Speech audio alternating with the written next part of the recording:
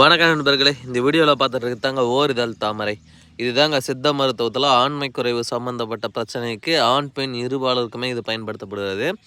இது எதுக்கு பயன்படுத்தப்படுகிறது அப்படின்னு பார்த்திங்கன்னா, விந்து குவாலிட்டியாக உற்பத்தி ஆகுவதற்காகவும் விந்துவில் உயிரணு உற்பத்தியை அதிகப்படுத்துவதற்காகவும் இதை பயன்படுத்தப்படுகிறதுங்க. பெண்களுக்கு பார்த்திங்கன்னா உஷ்ணம் காரணமாக வெள்ளை போக்கு அதிகமாக இருக்கும், துர்நாற்றம் அதிகமாக வீசும் பெண்கள் மேலே. அந்த மாதிரி ப்ராப்ளத்தை சரி செய்வதற்காக இந்த ஓரிதழ் தாமரை பயன்படுத்தப்படுகிறது. இது எப்படி நம்ம தெரிஞ்சுக்கணும் அப்படின்னு பார்த்திங்கன்னா, இங்கே பாருங்கள், ஒரே ஒரு இதழை கொண்டு இருக்கும். அந்த ஒரு இதழ் பார்த்திங்கன்னா தாமரைப்பூ மாதிரியே இருக்கும். இதனால தான் இது பேர் ஓரிதழ் தாமரை. இதை சிலர் சொல்லுவாங்க, சீக்கிரம் வெளியேறக்கூடிய விந்துவை தடுத்து நிறுத்தும் அப்படின்னு சொல்லுவாங்க. அது தவறுதலான ஒரு கருத்துங்க. அப்படிலாம் இது நிறுத்தாது. தண்ணி போல் இருக்கக்கூடிய விந்துவை குவாலிட்டியை மாற்றுமே தவிர அந்த மாதிரி வேலை இதை செய்யாது. தேவைப்படுறவங்க கால் பண்ணுங்கள்.